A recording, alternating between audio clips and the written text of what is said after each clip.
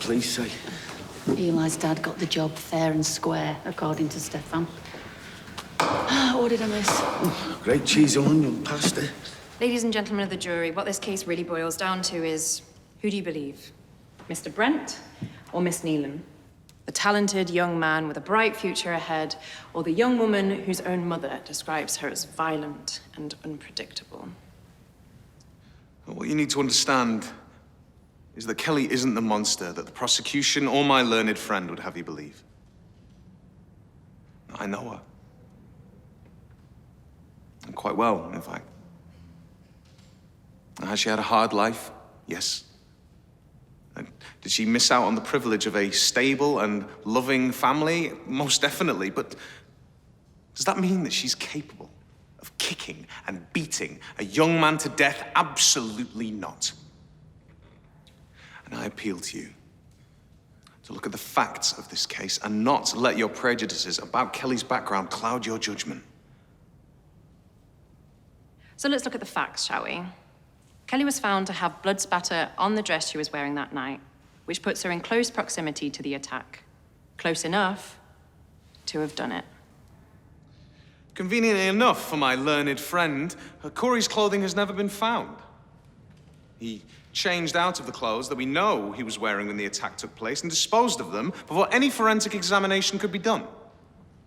His trainers, by his own admission, were put in the washing machine, so if there is any lack of evidence to indicate that Corey was Seb's attacker, it's because Corey was mindful enough to destroy it. Now, why would he do that?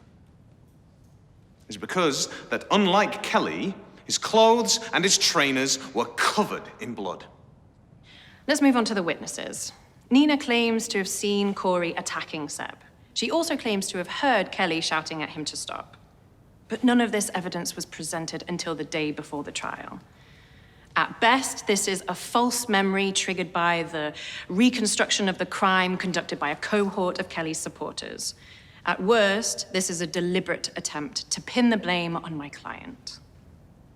What reason would Nina have to lie?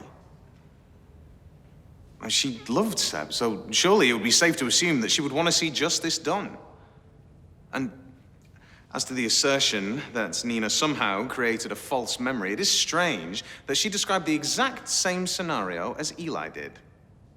Only in his version of events, Kelly was the attacker, and Corey was the one screaming at her to stop.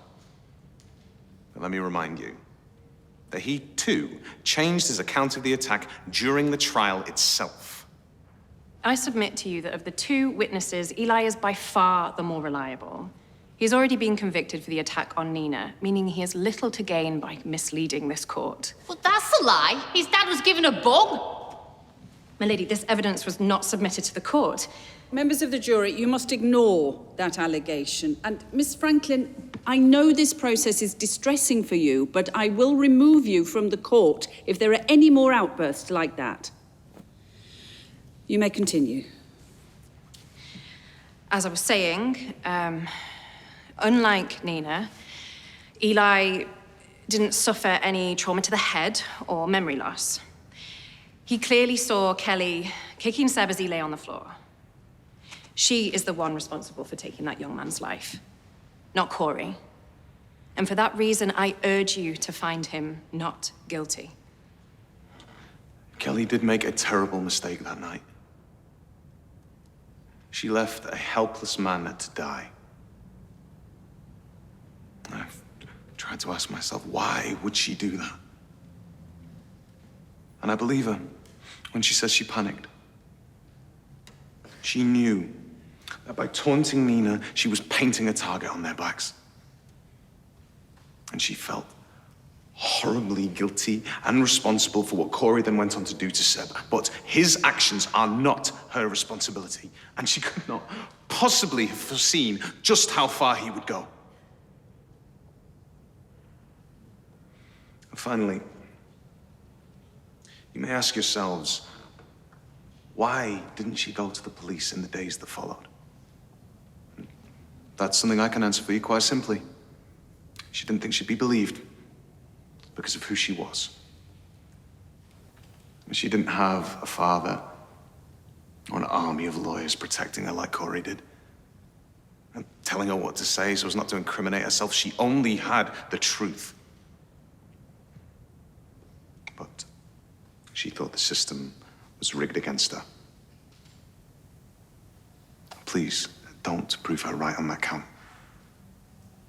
And members of the jury, I ask you, follow the evidence and find Kelly Nealon not guilty.